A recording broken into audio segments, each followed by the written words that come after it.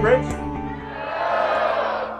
Great to see everybody here for the start of the 2013 Cambridge Science Festival. It's unbelievable, but this is our 7th festival. Seems hard to believe, except for the fact that we have the director of a thing also called the Cambridge Science Festival. There's another Cambridge. Did you know that? Extraordinary. Anyway, we have the director of the English one sitting in the second row just down here. Take a bow. Come on, take a bow. And what would you know, the Cambridge, England one is a bit older than this one, but I suppose that's how it should be, you know. So now, I want to explain to you how the evening's going to work, and at the same time, introduce our speakers. You will have noticed a clock with the time on it over there, and I'm going to ask our good colleagues from Kaiser to start our countdown, please. Because this is what's going to happen all evening. And as our speakers commence, this countdown clock will start. And it will do what you'd expect. It will count down to 0. And when it gets to the end, there will be an unceremonious or perhaps a highly ceremonial gong. It always reminds me of that thing from MGM where the person swings against the...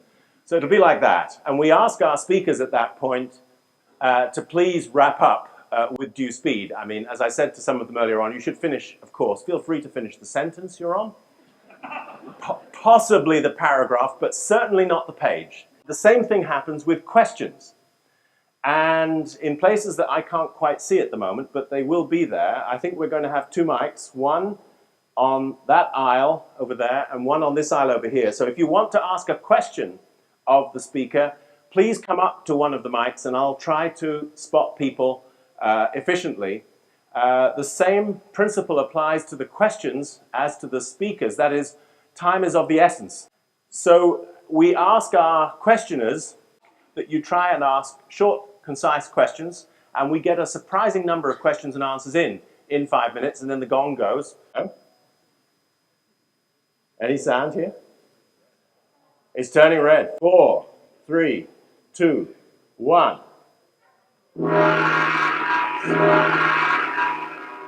That's the fatal noise. So, ladies and gentlemen, without further ado, big ideas for busy people. I'm going to invite David Kaiser to launch our proceedings.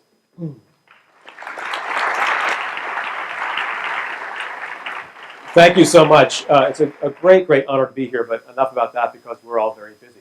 I want to talk with you this evening about this question of why the universe is lumpy, and I want to suggest to you that's at least a prerequisite question to a question of why are we here at all.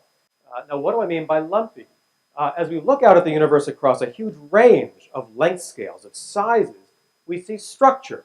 We see enormous clusters or superclusters of galaxies, as seen, for example, by the Hubble Space Telescope, to more locally, things like our solar system, even here in Cambridge, like the great Stata Center at MIT. We see huge agglomerations, huge masses of matter, of energy, of activity, and also nearby voids where nothing much happens at all, like in the western suburbs where I live.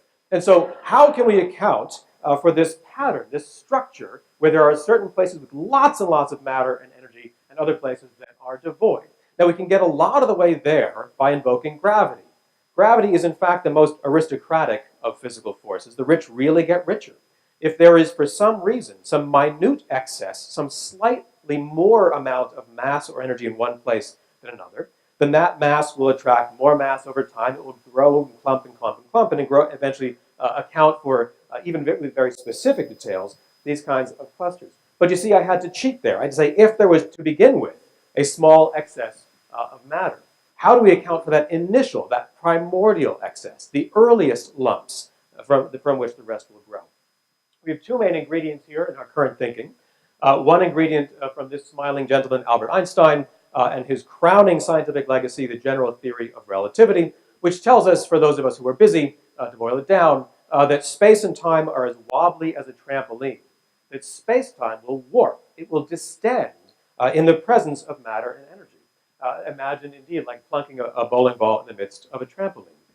So that makes us worry about what types of matter are filling that space-time. And we have to worry about the most elementary constituents, the electrons, the quarks, and now, as we know since July, even indeed the Higgs boson. So we want to characterize that matter using quantum theory. And again, making a somewhat complicated story, boiling it down, we think about this gentleman, Werner Heisenberg, and his famous uncertainty principle.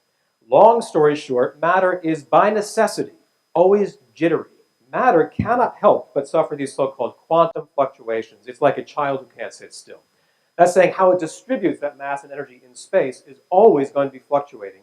And now we plop that mass of jittery matter on that wobbly trampoline of space-time. And we start inducing wobbles in the fabric, in space and time themselves, because matter can't sit still. We can calculate with extraordinary precision the pattern, the characteristics of those wiggles, the quantum jitters of matter, and how that induces ripples as if on the pond, say the pond at Walden Pond, the ripples on the surface. Now, unlike Walden Pond, the universe is expanding. Even Woody Allen learned that in Annie Hall. We all now know the universe is expanding. That pond is stretching. So we take those quantum jitters, those induced wiggles in the trampoline of space-time, and we stretch them, we don't, gravity does, from the size smaller than a single atom to indeed the size of galaxies. So gravity stretches those primordial bumps. How might we test that ridiculous pair of ideas? One way is to look at the sky. Here, this map is 3 weeks old. There's a baby photo of the universe taken with some of the earliest radiation ever released in the cosmos since the beginning of time, at least as we know it. And this is mapping for us the minute initial lumps. This light is tracking those regions of the sky that had initially ever so slightly greater matter or energy than the neighboring ones, to one part just in 100,000. Very minute differences. As I mentioned, we can make very specific calculations, predictions, if it is indeed jiggly quantum matter inducing wiggles of space-time, how might those patterns behave as we scan across the scales of the sky? And they match really well. Is that good enough, John? So all the way out to the minutest, smallest little angles up to the largest scales. So, and this data, in fact, again, is 3 weeks old, matching data that has looked increasingly good for 20 years. Let me return to my opening question. Why is the universe lumpy? Well, because space-time is wiggly and matter is jiggly. And now I have an enormous expanse of time left, so I want to thank my dear friends and colleagues and my students with whom I have the great pleasure and privilege to think about these crazy things at MIT, Alan Guth and our gaggle of students. And for those minority of you who are still slightly less busy than others and have some more time, I recommend these really quite lovely books by some colleagues, some local authors with which you can explore those in greater than 5 minutes' time. And now I'll do a soft shoe with my remaining 8 seconds. So thank you very much. It's coming to something when they start to stage manage their own sort of final coming in exactly on time, but then physics always was one of the more exact of the sciences, so I guess I shouldn't be surprised. Now, we are going to start the clock again momentarily for questions. You've got lumpiness, jumpiness, and wiggliness, yes. So we're really in the domain of sophisticated 21st century physics, yes, and we probably are. Dave, I just want to ask one question. This yes. data that came in 3 weeks ago, yes. How many outstanding issues did it successfully resolve for physicists? Was it decisive in determining between two different points of view or not? Well, it's still early to see if it was decisive. We learned certain things we were expecting this team to see. The satellite is a satellite named the Planck satellite, named for Max Planck, one of the inventors of quantum theory. And the satellite's been in the sky for 4 years collecting data with exquisite resolution and precision.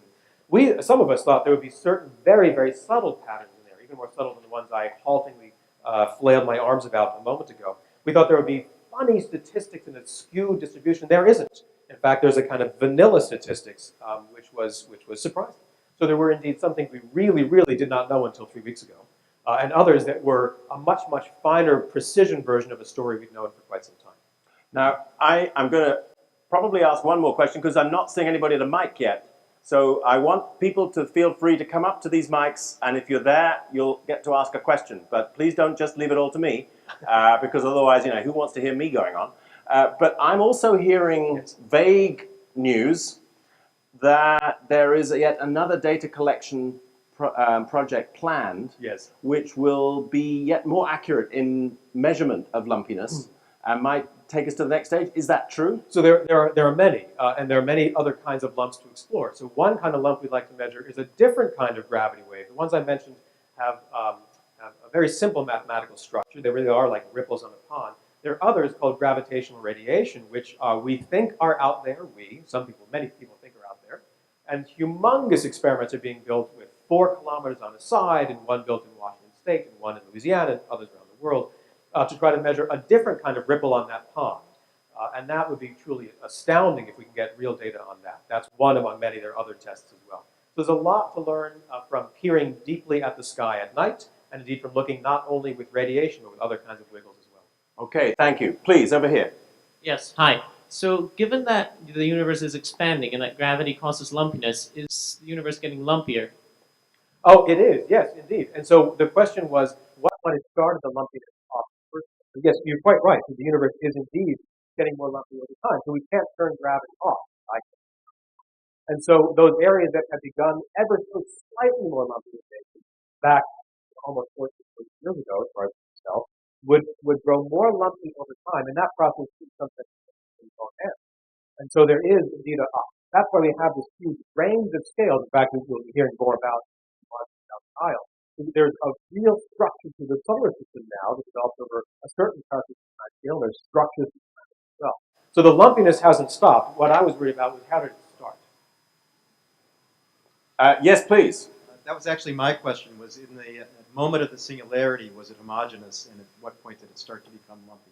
Yeah, good. So I don't know, I will confess my ignorance to many things, including what happened at the so-called singularity, which is when all the laws of physics break down, cats and dogs live together, time flows backwards. It's a mess, right? We don't know. I don't know.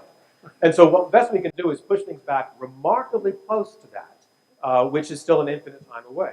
So if you divide by 0, right, your eyes bug out, and you have no real answer. So I can't get you any close. I can get you still an infinite distance away from actually 0, but in units we can appreciate, we're talking about processes that happen, as far as we can tell, at 10 to the minus 36th of a second after 0. And I can live with that. That's pretty close to 0, right? And so, we have a remarkably, preposterously consistent story, quantitative tales to sometimes to 12 decimal places, in fact, for some of these effects, many of them to 3 or 4. A story that we can tell really without breaking from a billionth of a second to last night. That's pretty cool.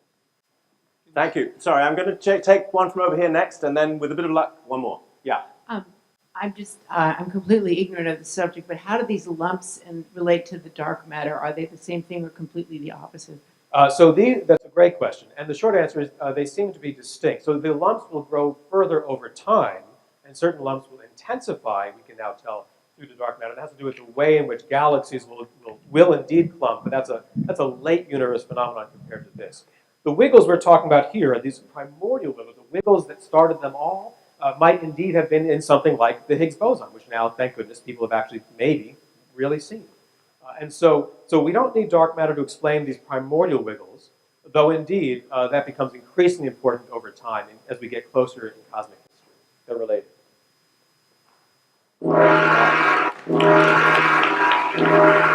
Thank you.